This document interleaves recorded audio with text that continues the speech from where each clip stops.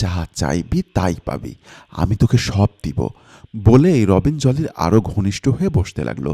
জলি বলল, তাই স্যার, দিবেন তো? রবিন বলল, অবশ্যই দিব, কেন দিব না? জলি খুশি হয়ে বলল, আচ্ছা স্যার। এবার রবিন বলল, তাহলে আমাকে একটু খুশি কর। বলেই দুজন বিছানায় শুয়ে পড়ল। দুজনের শারীরিক সম্পর্ক শেষ হলে দুজনেই উঠে বসলো বিছানায়। এবার জলি বলল, আমার এখন কি হইব? আমার তো এখন আর বিয়া হইব না।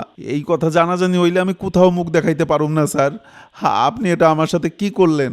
বলেই কাঁদতে থাকে জলি।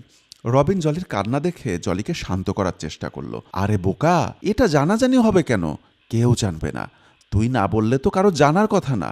জলি বলল, স্যার, কোনো না কোনোভাবে জানাজানি হইয়াই যাইব, এখন আমার কি হইব?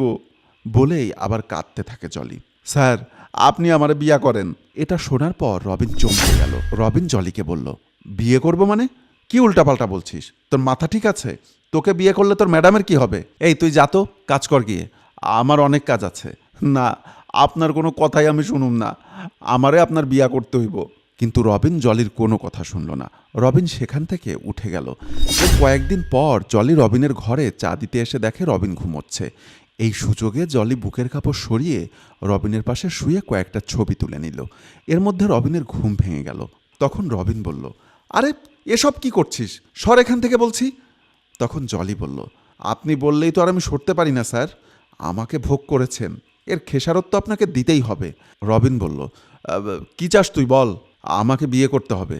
রবিন তখন বিরক্ত হয়ে বলল, আরে তোকে কতবার বলবো যে তোকে বিয়ে করলে তোর ম্যাডামের কি হবে? জলি বলল, স্যার, আমারে বিয়া কইরা আপনি অন্য কোথাও রাইখেন, এইটা ম্যাডাম জানতে পারবো না। আর না হয় আমারে 10 লাখ টাকা দিবেন। টাকা দিলে আমি কাউরে কিছু কমু না, না হইলে আমি ম্যাডামরে সব কিছু কইয়া দিমু।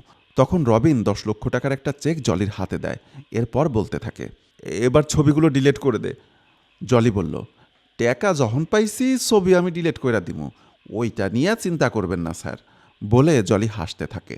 রবিন বলল, আচ্ছা শোন, কাল থেকে তোকে আর আসতে হবে না, তুই আর আসিস না কাজে, অন্য কোথাও কাজ কর। তখন জলি বলল, স্যার, আপনি চাইলেও কাল থেকে আমি আর আইতাম না।